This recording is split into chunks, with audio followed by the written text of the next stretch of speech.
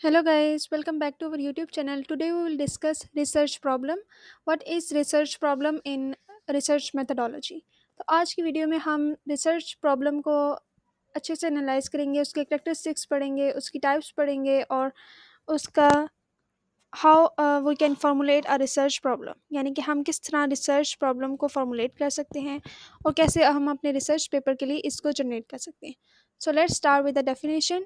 A research problem is a gap in existing knowledge, यानी कि अगर हम रिसर्च प्रॉब्लम को डिफाइन करने की कोशिश करें तो एक एग्जिस्टिंग नॉलेज में जो गैप है, जो स्पेस है या कोई कमी है, उसको हम रिसर्च प्रॉब्लम कहेंगे. अ contradiction in an establish theory, किसी भी एस्टैब्लिश थेरी में, किसी भी जो थेरी है, पहले से एग्जिस्टिंग थेरी है, उसमें कोई कॉन्ट्राडिक्शन जो आपको लगे कि ये कॉन्ट्राडिक्शन है या कोई गैप है, उसको हम रिसर्च प्रॉब्लम कहेंगे. रियल वर्ल्ड चैलेंज जो कि that are researcher aim to address in their research, कोई ऐसा चैलेंज रियल वर्ल्ड का कि जो रिसर्चर जो है एम करता है अपनी रिसर्च में एड्रेस करने के लिए. It is the heart of any scientific inquiry, यानी कि किसी भी साइंटिफिक इंक्वायरी रिसर्च के लिए जो भी गैप होगा उसको हम कहेंगे रिसर्च प्रॉब्लम. और ये किसी भी रिसर्च का हार्ट होती है, यानी कि उसकी जो बेसिस है वो रिसर्च प्रॉब्लम होती है. किसी भी इन्वेस्टिगेशन स्टार्ट करने से पहले हमें रिसर्च गैप का पता होना चाहिए, रिसर्च प्रॉब्लम का पता होना चाहिए कि वो रिसर्च प्रॉब्लम क्या है, क्योंकि हम कोई भी जो रिसर्च है वो उस वक्त तक स्टार्ट नहीं कर सकते जब हमें किसी प्रॉब्लम का ही नहीं पता हो, क्योंकि प्रॉब्लम होगी तो ही हम उसे सॉल्व करने की कोशिश करेंगे.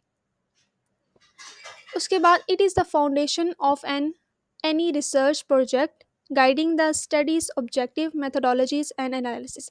अब जब हम एक रिसर्च प्रोजेक्ट बनाएंगे, क्योंकि एक रिसर्च प्रोजेक्ट के लिए हमें रिसर्च प्रॉब्लम की ज़रूरत होती है, तो एक वो फाउंडेशन का तौर पे काम करेगी. उससे हमें पता चलेगा कि वो क्या ऑब्जेक्टिव्स हमने अपनी रिसर्च के लिए कंडक्ट करने हैं, क्या बनाने मेथोडोलॉजीज यूज़ करनी है और किस तरह हमने एनालिसिस करना है अपनी रिसर्च में. क्योंकि जब हमें रिसर्च गैप का पता होगा, रिसर्च प्रॉब्लम का पता होगा, तो तब ही हम कोई कोई ऑब्जेक्टिव मेथोडोलॉजी और एनालिसिस को फॉर्म कर सकते हैं. या a well defined research problem leads to a meaningful question. अब हम जब एक वेल डिफाइंड रिसर्च प्रॉब्लम बना लेते हैं, तो उसके बाद हमें पता चलता है कि हमने वो कैसे क्वेश्चन बनाने हैं. एक अच्छा रिसर्च प्रॉब्लम जो होता है वो उसकी वजह से हम अच्छे जो ऑब्जेक्टिव्स हैं और अच्छे जो मीनिंगफुल क्वेश्चन है वो बना सकते हैं, जिसकी वजह से रिसर्चर जो है उसको आंसर कर सकता है अपनी रिसर्च प्रॉब्लम में. जितना अच्छा रिसर्च गैप होगा, रिसर्च प्रॉब्लम होगी, उसी उतनी ही अच्छी रिसर्च कंडक्ट होगी. उसके बाद अगर हम करैक्टरिस्टिक्स की बात करें कि क्या करैक्टरिस्टिक्स होते हैं रिसर्च में, रिसर्च प्रॉब्लम में, जिसको हमें देखना चाहिए, एनालाइज करना चाहिए रिसर्च के टाइम पे. तो सबसे पहले जो रिसर्च प्रॉब्लम है वो है क्लियर एंड स्पेसिफिक, यानी कि कोई भी जो रिसर्च है उस क्लियर होनी चाहिए और उसके अंदर जो एलिमेंट्स हैं जो हमारे दिमाग में उसकी उसके अंदर किसी किस्म की एम्बिगुइटी नहीं होनी चाहिए और वेगनेस नहीं होनी चाहिए. अब जो है हमें स्पेसिफिक होनी चाहिए. अगर हमने कोई भी रिसर्च प्रॉब्लम जो है स्पेसिफाई कर ली है हमने उसको, तो उस वक्त वो क्लियर होनी चाहिए, कोई एम्बिगुइटी नहीं होनी चाहिए और वो स्पेसिफिक होनी चाहिए कि हमारा जो रिसर्च प्रोसेस है उसमें हमारी गाइडेंस हो कि क्या इशू है और क्या नॉलेज गैप है, जो एक स्पेसिफिक होना चाहिए, एक जनरल वे में नहीं होना चाहिए, बिल्कुल स्पेसिफिक होना चाहिए. फिर उसके बाद रिसर्चेबल होना चाहिए कि उसमें जो अवेलेबल टाइम है हमें उसको भी देखना है कि रिसोर्सेज क्या हैं हमारे पास और रिसर्चर हमारी एबिलिटी क्या है कि जब हमने रिसर्च प्रॉब्लम उसे फॉर्म किया है तो हमें ये देखना है कि उस वक्त के अवेलेबल टाइम कितना है, हमारे पास कितना टाइम है जिसमें हम रिसर्च कंडक्ट कर सकते हैं. क्या वो जो रिसर्च गैप हमने ढूंढा है उस वक्त में, उस पॉसिबल वर्क में ख़त्म हो सकता है या पॉसिबल है. उसके बाद हमने रिसोर्सेज देखने हैं कि क्या रिसोर्सेज हैं और क्या एबिलिटी है जिस पे हम वो रिसर्च जो है कंडक्ट कर सकते हैं. फिर उसके बाद नॉवल एंड सिग्निफिकेंट, ये जो थर्ड है करैक्टरिस्टिक रिसर्च प्रॉब्लम का, इसमें यह है कि हमें रिसर्च का जो इम्पोर्टेंट पॉइंट्स हैं वो दिमाग में रखने हैं. उसके बाद वो सिग्निफिकेंट है या नहीं, उसकी जो वैल्यू है कि वो प्रैक्टिकल है या थेरेटिकल है, ये भी हमें देखना है कि उसकी क्या सिग्निफिकेंस है, क्या वो थेरेटिकल है, क्या वो प्रैक्टिकल है. उसके बाद हमने देखना है कि वो मेजरेबल और डिफाइनेबल हो, कि उसमें जो वेरिएबल हैं और कॉन्सेप्ट्स हैं वो ऑब्जर्व होने चाहिए और मेजर्ड और एनालाइज होने चाहिए. यानी कि उसमें जो सारे वेरिएबल्स हैं और कॉन्सेप्ट हैं, उनकी जो एम्पिरिकल इन्वेस्टिगेशन है वो अलाउ है या नहीं है, कि वो हमें जो क्लियर डाटा है उसकी तरफ लेके जा रही है या नहीं लेके जा रही, कि हम उसकी मदद से क्या अपनी जो रिसर्च है वो कंडक्ट कर सकते हैं, उसके अंदर जो इन्वेस्टिगेशन है वो हो सकती है, क्या हम उसकी वजह से जो डाटा कलेक्शन है वो हमारे लिए पॉसिबल है या नहीं है, या जो उसकी इंटरप्रिटेशन है जो वो पॉसिबल है, क्या हम जब अपने जो रिसर्चर है, जो हमारा जो प्रोजेक्ट मैनेजर है, जो जिसको हमने रिसर्च प्रेज़ेंट करनी है, उसके लिए डिफ़ाइनेबल है, क्या हम उसे डिफ़ाइन कर सकते हैं अपनी रिसर्च को?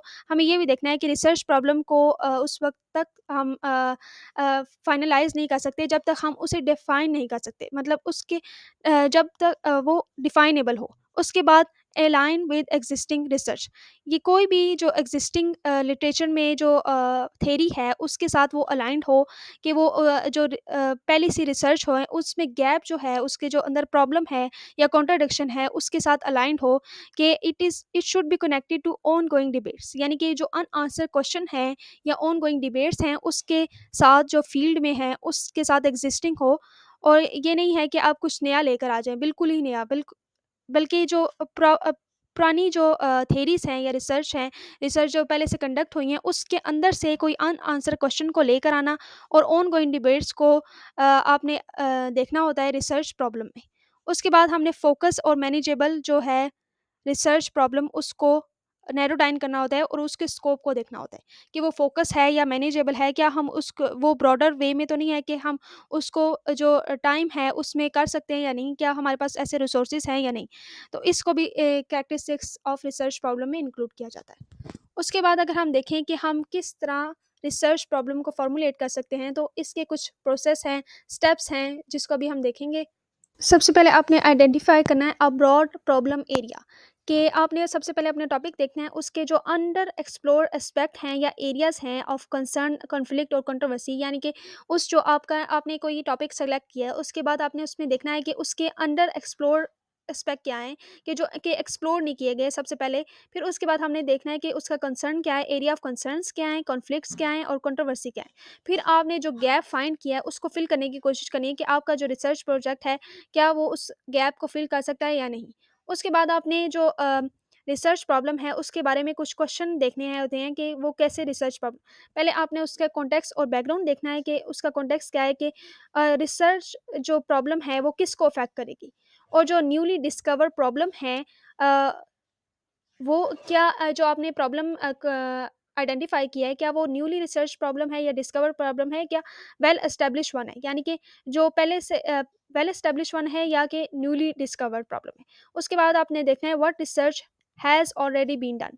उसके बारे में जो आपने प्रॉब्लम या गैप फाइंड किया है, उसके बारे में पहले से कोई रिसर्च हुई हुई है या नहीं? या कि आपको शुरू से जो फर्स्ट एबीसी से रिसर्च शुरू करनी पड़ेगी। उसके बाद आपने देखना है what if any solution has been propose, क्या कोई उस रिसर्च प्रॉब्लम के बारे में सॉल्यूशन प्रपोज़ किए गए हैं या नहीं? उसके बाद आपने देखना है कि उस रिसर्च प्रॉब्लम के बारे में करंट डिबेट्स क्या हैं, क्या मिसिंग है उन डिबेट्स के बारे में। इस तरह आपका कॉन्टेक्स्ट और बैकग्राउंड फिनिश हो जाएगा। फिर उसके बाद आपने देखना है स्पेसिफिसिटी एंड रेलेवेंस, क्या रेलेवेंस है उसका आपकी जो रिसर्च है उसमें, और उसके बाद आपका पार्टिकुलर टाइम, जो आपका टाइम है उसके प्लेस क्या है आपके, और ग्रुप ऑफ पीपल जिनको आपने फ़ोकस किया हुआ है अपनी रिसर्च के लिए, उसके लिए वो उसके साथ रेलेवेंस है या नहीं। उसके बाद आपने देखना है कि what aspects will you not be able to tackle, यानी कि आपने जो रिसर्च प्रॉब्लम डिसाइड किए है, उसमें क्या आपको पता है कि जो रेलेवेंस है, आपके साथ रेलेवेंस है, या फिर आप जो रिसर्च प्रॉब्लम सेलेक्ट कर रहे हैं, उस क्या वो आप उसके सारे एस्पेक्ट टैकल कर सकते हैं या नहीं? क्या उसकी जो प्रॉब्लम्स हैं, उसको सारा कुछ सॉल्व कर सकते हैं या नहीं? क्या वो फिज़िबिलिटी है या नहीं? फिर उसके बाद आपने देखना है what will be the consequences be if the problem is not solved. अगर प्रॉब्लम सॉल्व नहीं होती तो उसके क्या कॉन्सिक्वेंसेस होंगी, ये भी सब कुछ आपने एक अपनी माइंड मैप में बना लेना है या एक जगह लिख के देख लेना है। फिर उसके बाद आपने इंश्योर करना है feasibility in term of resources and scope, कि किस तरह जो आपके रिसोर्सेज़ हैं, क्या आपके पास इतने रिसोर्सेज़ हैं कि जो आपने रिसर्च प्रॉब्लम आइडेंटिफ़ाई किया है या सेलेक्ट किया है, उसको पूरा कर सकते हैं। उसको और उस रिसर्च प्रॉब्लम का क्या स्कोप है, वो किस तरह के लोगों के लिए जाएगा या कौन से लोग हैं उसे उस रिसर्च प्रॉब्लम से फ़ायदा हासिल करेंगे। फिर उसके बाद आपने देखना है कि justify the significance of the research problem, यानी कि ये स्कोप में ही आ जाएगा कि आपने उस रिसर्च प्रॉब्लम के सिग्निफिकेंस देखने हैं और उसको जस्टिफ़ाई करना है कि किस मकसद के लिए आपने ये रिसर्च लिखी है, कि उस रिसर्च का क्या फ़ायदा होगा, उसके क्या ऑब्जेक्टिव्स होंगे, उससे किसी को क्या फ़ायदा पहुँच सकता है। ये एक प्रोसेस है रिसर्च प्रॉब्लम को आइडेंटिफ़ाई करने का। उसके बाद हम देखते हैं कि टाइप्स क्या हैं, कौन-सी टाइप्स हैं रिसर्च प्रॉब्लम में, तो ये कुछ डिफरेंट टाइप्स हैं।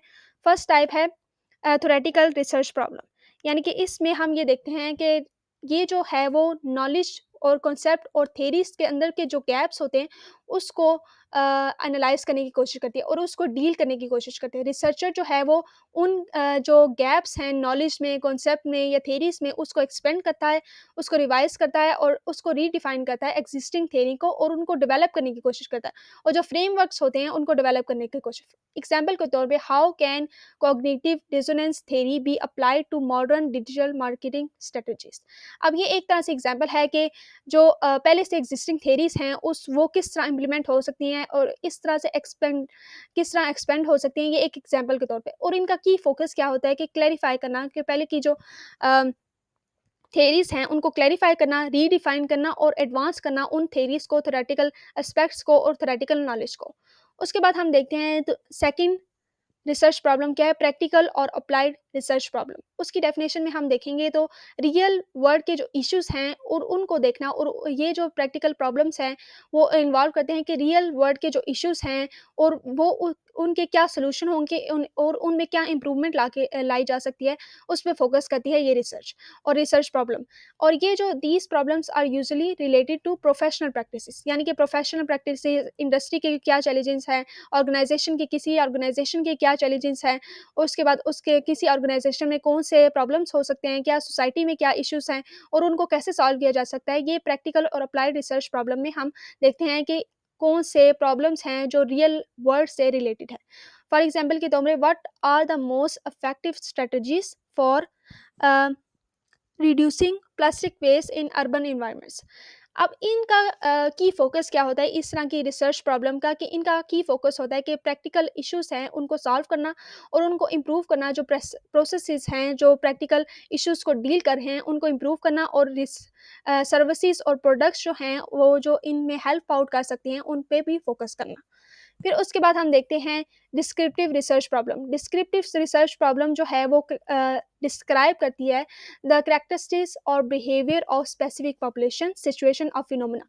एक तरह से ये डिस्क्रिप्टिव रिसर्च होती है जिसमें आपने डिस्क्राइब करना होता है किसी स्पेसिफिक पॉपुलेशन, सिचुएशन और फिनोमेना के बिहेवियर को और उसके कैरेक्टरिस्टिक्स को।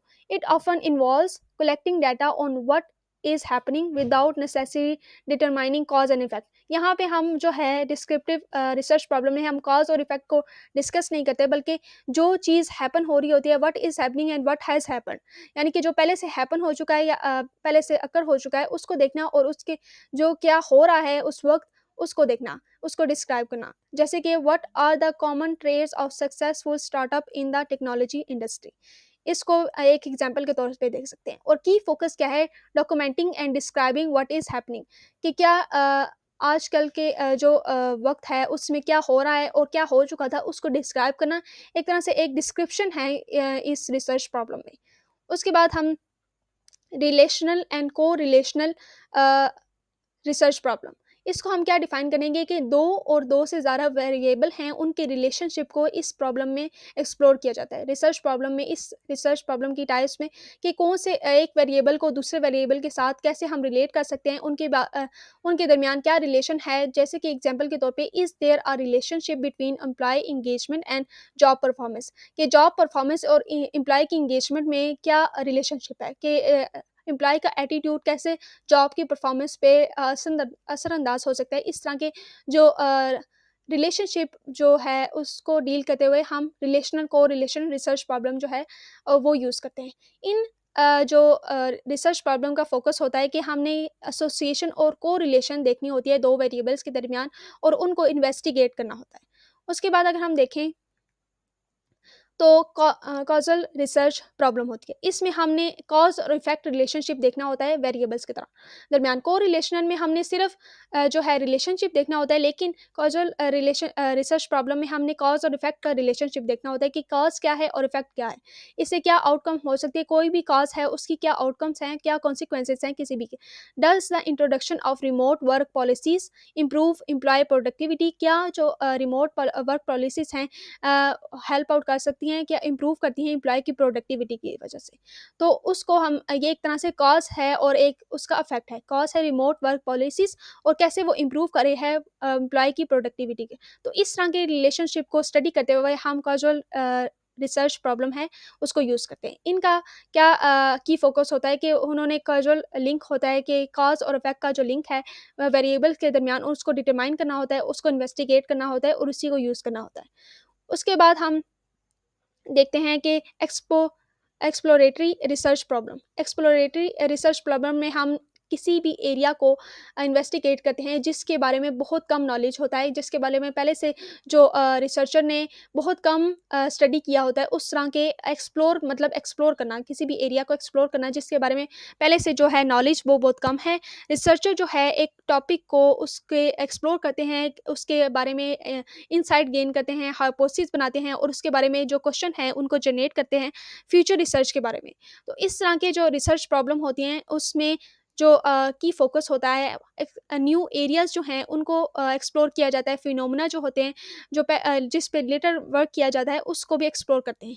जैसे कि एग्जांपल के तौर पे what are the potential impact of artificial intelligence on the health care industry. इसके बारे में बहुत पहले कम काम हुआ है, लेकिन अब जब न्यू ये एक आर्टिफिशियल इंटेलिजेंस जो है वो न्यू एरिया है, उसके बारे में जब एक्सप्लोर किया जाएगा तो उसके बारे में न्यू इंसाइट्स मिलेंगी, उसके बारे में फिर हाइपोथेसिस जनरेट की जाएंगी, थेरीज जनरेट की जाएंगी और क्वेश्चन जनरेट किए जाएंगे फ्यूचर रिसर्च के लिए। फिर उसके बाद हम देखते हैं नॉर्मेटिव रिसर्च प्रॉब्लम। इसमें क्या होता है कि इन्वेस्टिगेट किया जाता है what should be done in a specific situation. क्या जो है क्या किया जा सकता है, क्या पॉसिबल सोल्यूशन होता है कि स्पेसिफिक सिचुएशन में। It often involves value judgement and ethical consideration about the best cause of action. यानी कि best cause of source of course of action जो है वो क्या है जब हम और इसमें जो जजमेंट है और एथिकल कंसिडरेशन है उसको भी वैल्यू की जाती है। उसके बाद हम एग्जांपल के तौर पे देखते हैं कि what ethical guidelines should govern the use of facial recognition technology. इसका इस रिसर्च का क्या मेन फोकस होता है कि आइडेंटिकल जो स्टैंडर्ड्स हैं उनको आइडेंटिफाई करना, नॉर्म जो हैं और एथिकल प्रिंसिपल जो हैं उनको आइडेंटिफाई करना कि क्या जो एग्जिस्टिंग सोसाइटी में कौन से आइडियल जो स्टैंडर्ड्स हैं, नॉर्म्स हैं, एथिकल प्रिंसिपल हैं, उनको आइडेंटिफाई किस तरह किया जा सकता है और क्या जो सिमिलैरिटीज़ हैं किसी भी सोसाइटी में दूसरी सोसाइटी के साथ। फिर उसके बाद हम देखते हैं कंपैरेटिव रिसर्च प्रॉब्लम। इसमें 2 और उससे ज़्यादा ग्रुप्स पॉलिसी सिस्टम को कंपेयर किया जाता है, उनके जो डिफरेंसेस हैं और सिमिलैरिटीज़ हैं उनको एवेलुएट किया जाता है। फॉर एग्जांपल के तौर पे how do education policies in Finland and Japan differ in promoting student wellbeing. यानी कि यहाँ पे फ़िनलैंड और जापान को की जो एजुकेशन पॉलिसीज़ हैं उनको कंपेयर किया जा रहा है। तो कंपैरेटिव रिसर्च प्रॉब्लम में जब हम कोई रिसर्च प्रॉब्लम जनरेट करते हैं तो हमने किसी भी ग्रुप्स या पॉलिसीज़ और सिस्टम की जो कंपैरिज़न है उसको देखना होता है। इसका जो की फ़ोकस होता है वो उसमें 2 एंटिटीज़ या उससे ज़्यादा एंटिटीज़ की कंपैरिज़न देखा जाता है और उनके जो डिस्टिंक्शन है उनको इवैल्यूएट किया जाता है। यहाँ पे आज की वीडियो ख़त्म हो गई है। Thanks for watching. If you like this video share and subscribe.